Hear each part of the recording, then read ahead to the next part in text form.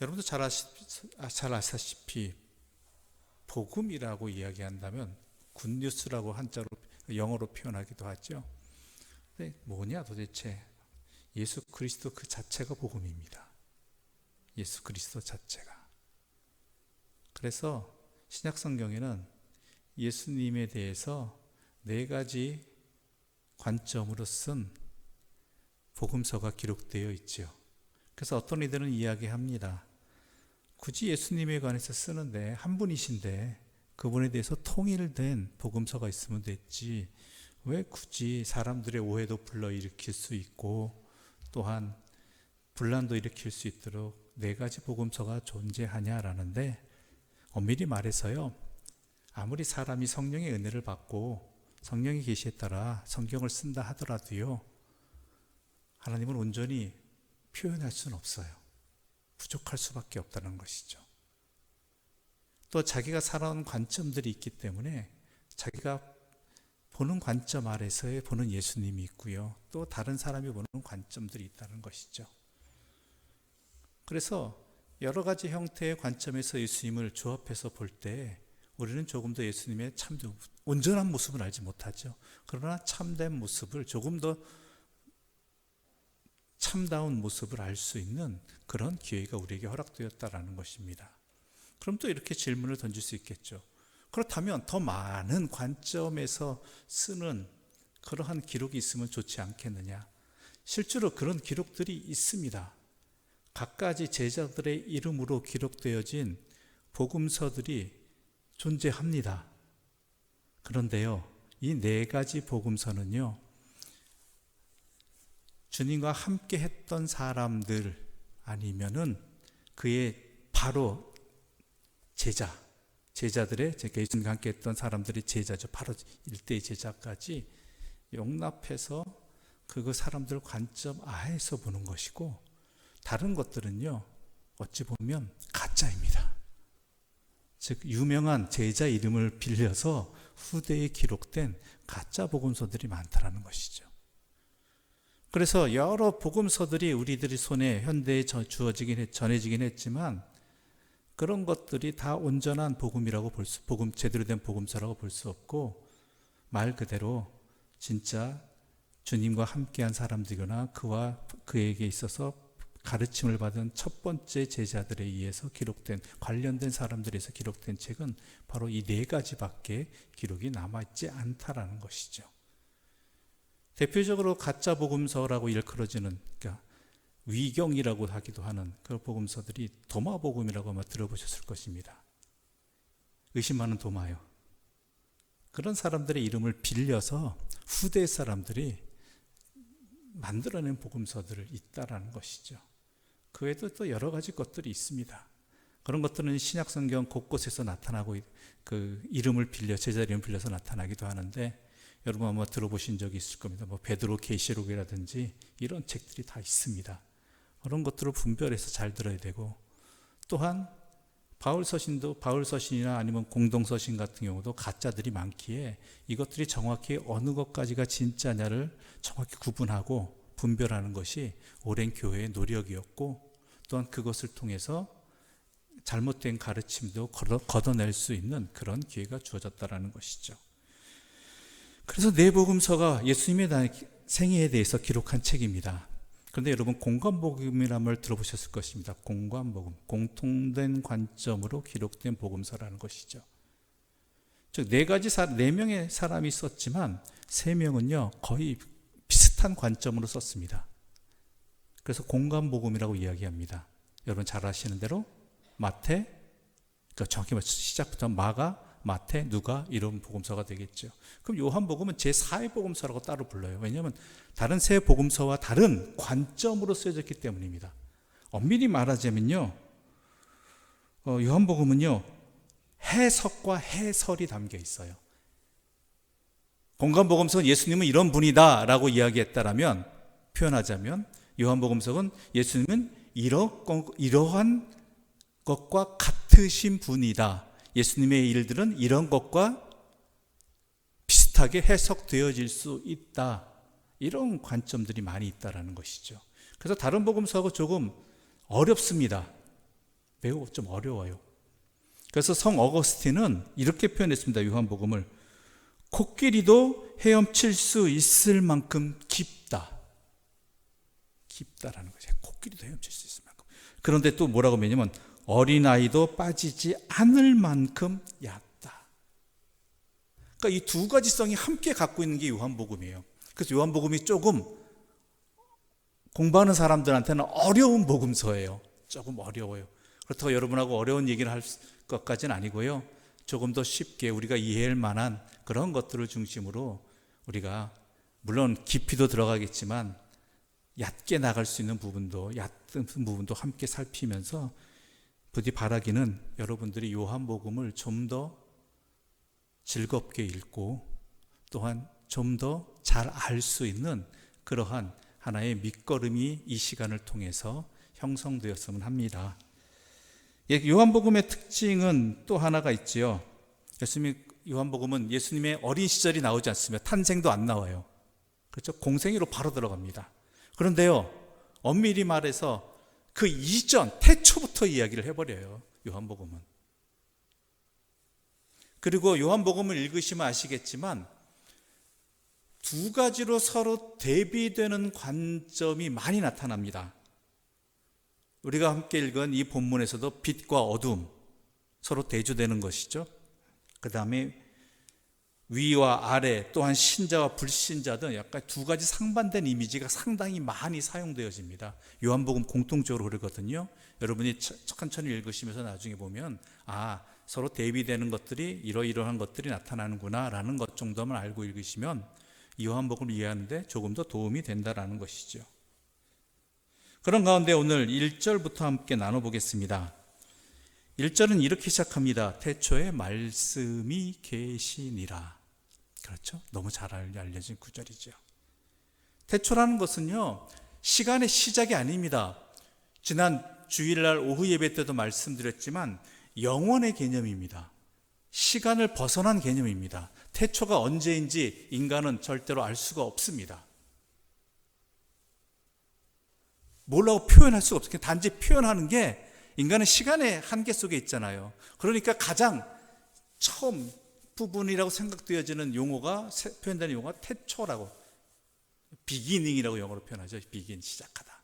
그런 의미를 갖고 있어서 이 표현을 사용하는데 아무것도 존재하지 않은 때입니다. 시간도 존재하지 않은 때예요. 시간도 하나님의 피조물입니다. 여러분, 시간도 존재하지 않은 때예요. 그때 존재하신 분이 누구셔요? 하나님이시다. 그런데 하나님만 존재하신 것이 아니라 누구도 계시다고요? 말씀이 계셨다. 말씀. 이것은요, 창세기 1장 1절 우리가 함께 한번 외우시죠? 창세기 1장 1절 함께 외워볼까요? 시작. 태초에 하나님이 천지를 창조하시니라. 이것과 연관시켜버린 겁니다. 태초에 말씀이 계시니라. 그런데 하나님께서 천지를 창조하실 때 무엇으로 창조하셨죠? 말씀으로. 바로 요한은요, 예수님을 태초에 계신 분인데 무엇과 연관시키냐면 말씀과 연관시켜버리는 거예요. 말씀과. 즉 예수 그리스도를 통해서 우리가 새롭게 또한 창조되었다라는 것이죠. 하나님이 천지를 말씀으로 창조하신 것처럼 말씀이신 예수님을 통해서 우리가 하나님 앞에서 새롭게 창조되었다라는 것을 이 안에, 이 구절 속에 담고 있는 거예요. 그러니까 요한복음이 다른 복음서와 달리 좀 어렵다고 얘기하는 게 이러한 해석들이 많이 들어가기 때문에 그렇습니다. 특히 태초에 말씀이 계시니라라는 것은요, 이것이 헬라 원어적 표현이 어떻게 되냐면 그때부터 지금까지 계속 계신다는 거예요. 계셨다가 아니라 그때부터, 태초부터 단 한순간도 빠짐없이 지금까지 앞으로도 영원히 계시는 분이라는 의미예요. 그러니까 이런 것들은 때로는 우리가 원어적 표현을 좀 알면은 재밌겠다라는 생각이 들어요. 우리는 그냥 계시니라 하는 것들을 통해서 계셨지 하는 그러한 과거적 의미, 이런 것을 알지만 이 구절을 그 당시 언어로 본 사람들은 그때부터 지금까지 앞으로도 계시는 분, 변함없으신 분, 항상 계시는 분, 이렇게 이해가 되는 거예요. 그러므로 여기서는요, 창세기에서는 하나님이 주어졌죠. 태초에 하나님이 전지를 창조하시니라. 근데 여기서 요한복음이 일부러 말씀을 주어로 삼, 예수님에 대해서 얘기해야 되니까. 즉 성부 하나님뿐만 아니라 누구도 계셨다고요? 성자 예수님도, 하나님도 계셨다. 성자의 하나님 또한 예수님도 계셨다라는 것이죠. 그것을 어떻게 표현하느냐? 요한은 일부러 말씀이라는 단어를 사용해요. 태초에 예수님도 함께 계셨다라고 하면 쉽잖아요. 그렇죠? 그런데요, 요한은 일부러 말씀이라는 단어를 사용해요. 말씀이라는. 두 가지 이유가 있습니다. 오늘은 조금 이렇게 편하게 이해하고 가세요. 좀 어려운 얘기도 있으니까 두 가지를 이해했던 게 구약 성경에서 유대인들이잖아요. 유대인들은 구약 성경을 잘 알죠.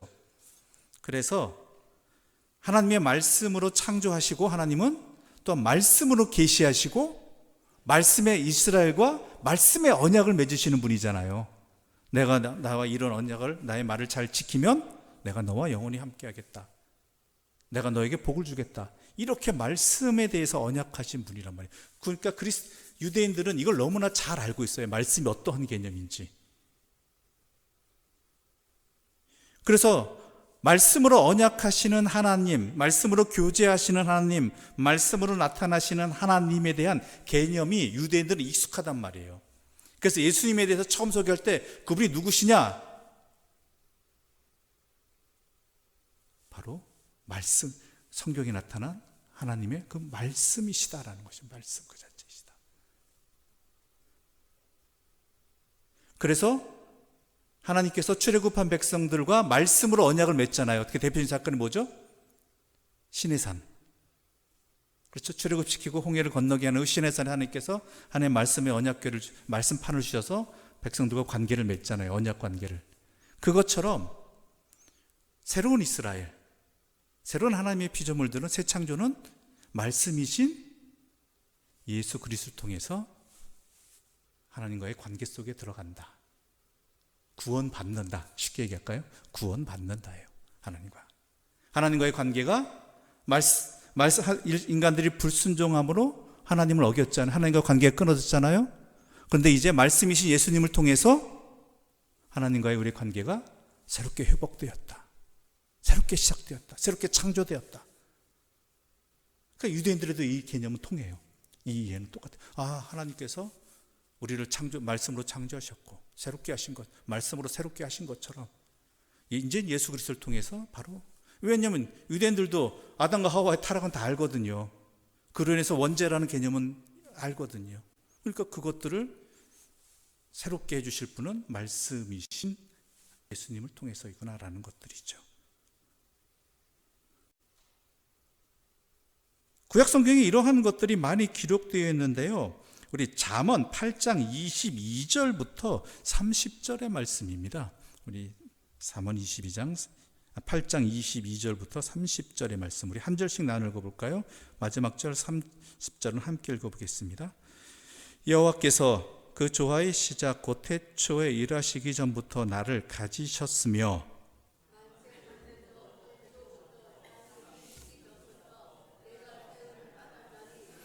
아직 바다가 생기지 아니하였고 큰 샘들이 있기 전에 내가 이미 났으며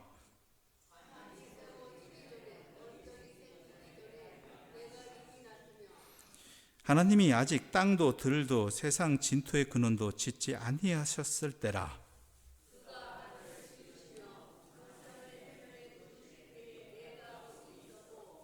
그가 위로 구름 하늘을 견고하게 하시며 바다의 샘들을 힘있게 하시며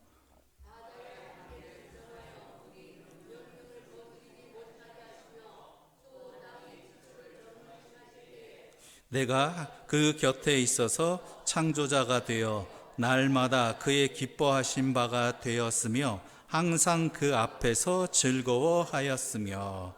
아멘. 바로 이 구절이죠. 우리가 너무 잘 알고 있는 구절인데, 태초에 하나님이 천지를 창조하시던 모습, 그때 누가 있었다고요? 나도, 여호와께서 하실 때 나도 있었다라고. 나도 함께 했다라는 거. 나도 그의 곁에서 창조자가 되었다. 이 잠언의 이 구절이요, 무엇에 관한 얘기냐면 지혜, 즉 말씀에 관한 내용이거든요. 하나님의 지혜, 말씀. 그러니까 이분이 누구예요? 잠언에도 기록된, 구약 성경에 기록된 이 지혜, 이 말씀이 누구시다고요? 예수님이시다.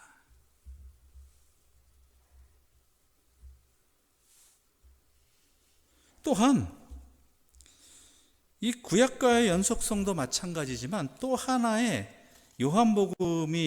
요한이 일부러 이 말씀이라는 표현을 통해서 예수를 나타내고자 했던 것 중에 하나는요, 특히 이 헬라어 로고스라는 단어 때문입니다. 말씀이 로고스라는 단어를 쓰거든요. 헬라어로 로고스. 이것이 왜 그러냐면요, 당시에는 헬라 문화 시대잖아요. 헬라 철학. 그래서 당시 플라톤 철학의 영향을 받은 많은 로마 제국 하에 있는 모든 헬라권 사람들이요, 이 로고스라는 이 단어는 잘 알아요. 들어본 적이 있어요. 당시 플라톤 철학에 의한 로고스라는 개념은요, 우주의 편만한 이치, 우주의 편만한, 그러니까 모든 우주를 관할하는 이치 같은 것이죠. 그리고 그 씨앗이 인간의 영혼 속에도 담겨 있다고 생각했습니다. 이 로고스라는 개념이. 그래서 인간이 우주의 이치를 이해할 수 있다. 내 안에 로고스의 씨앗이 있기 때문에 그 씨앗 덕분에 우주의 이치를 제대로 알 수 있고, 또한 지식을 얻을 수 있다. 이치를 알기 때문에 그렇게 생각했었습니다. 그러면서 플라톤주의 철학의 영향을 받은 또 하나가 뭐냐면, 이 지식이 있어야지만 구원받는다라고 했어요. 구원받는다. 그 구원은, 이 구원은요, 예수님이 말씀하시는 구원하고는 달라요. 플라톤주의 철학의 구원은 뭐냐면요, 이분법적인 구원이라고. 왜냐하면 이분법이 뭐냐면 육신, 즉 물리적인 것은 악하고 영혼은 순결하다예요. 그 개념이에요. 그래서 여기서 나중에 후대에 파생된 신플라톤주의에서 뭐라고 얘기하냐면, 인간의 육체는 영혼의 감옥이다라고 이야기해요. 그래서 죽으면 육체는 죽지만 영혼은 자유를 얻는다. 그래서 육체를 좀 등한히 여겼어요. 가벼이 여겼어요.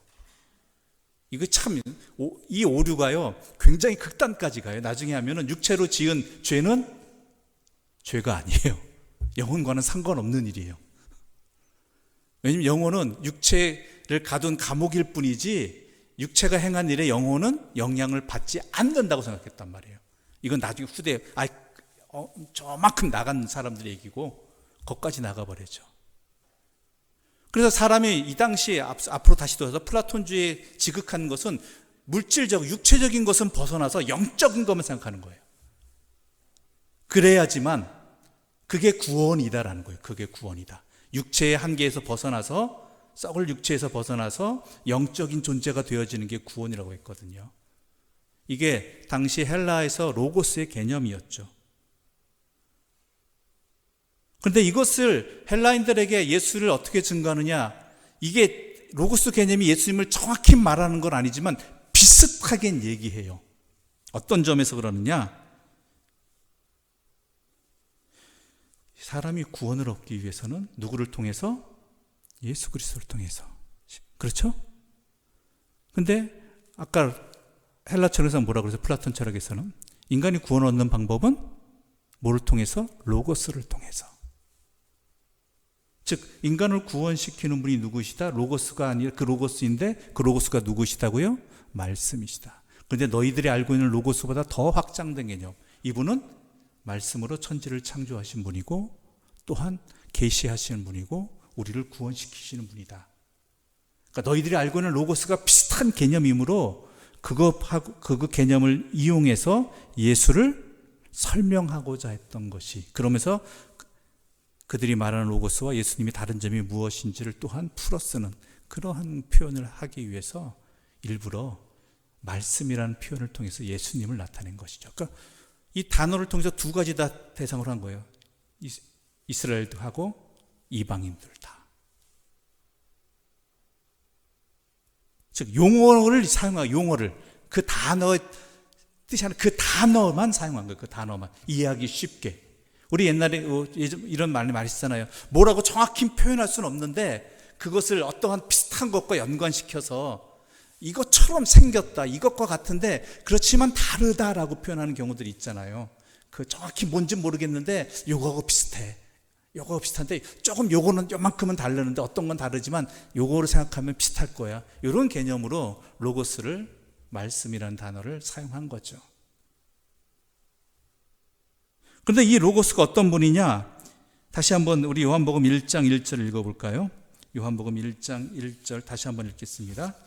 태초에 말씀이 계시니라. 이 말씀이 하나님과 함께 계셨으니 이 말씀은 곧 하나님이시니라. 예, 어떻다고요? 하나님과 함께 계신 분, 계셨다는 거예요. 제 옆에 누가 있다는 개념이 아니에요. 이거 계신다는 것은 서로 함께 한다는 거예요. 함께 한다. 단 한시도 안 떨어지고 서로 얼굴을 대면하고 함께 한다라는 거예요. 그러니까 모든 일을 함께 한다는 것이고요. 모든 생각, 일, 아무튼 모든 것들을 함께 하는 존재라는 거예요. 그것을 우리는 번역하기를 함께 계셨다라고 표현하고 있죠. 그러니까 장소적 개념이 아닙니다. 이건 모든 것을, 그러니까 주님과 하나님은요, 예수님과 하나님은 단 한시도 떨어지신 적이 없어요. 그럼 이 땅에 오신 분은 뭐냐? 이 땅에 오신 분도 예수님이세요. 무소부지하신 분이니까요. 우리 하나님은 모든 곳에 계시는 분이에요. 이거 잘 이해되면, 잘못하면 저 이단 되어버리는데 잘 이해하셔야 돼요. 표현을 제가 그렇게밖에 할 수 없어요. 모든 곳에 계시는 분이고 우리와 함께 하시기도 하지만 하나님보다 영원히 함께 하시는 분. 하나님은 언제나 함께 하시니까. 그래서 이 말씀은 곧 하나님이시다라는 것이죠.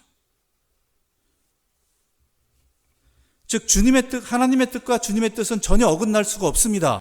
항상 함께 계신다는 의미가 이거예요. 전혀 어긋나지 않아요. 아까 읽은 잠언 8장 20절부터 22절부터 23절 함께 좀 읽어볼까요? 다시 한번. 잠언 8장 22절과 23절입니다. 여호와께서 그 조화의 시작 곧 태초에 일하시기 전부터 나를 가지셨으며 만세 전부터 태초부터 땅이 생기기 전부터 내가 세움을 받았나니.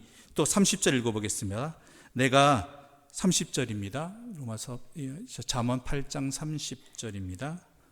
내가 그 곁에 있어서 창조자가 되어 날마다 그의 기뻐하신 바가 되었으며 항상 그 앞에서 즐거워하였으며. 예, 내가 창조자가 됐다는 것은 바로 하나님과 함께 했다는 거, 하나님이시다라는 얘기예요. 창조주는 하나님이시잖아요. 하나님이시다. 그리고 뜻이 항상 같으니까 어떻게 돼요? 변함없으니까 날마다 기쁘고 즐거운 일이 되어지는 것이죠.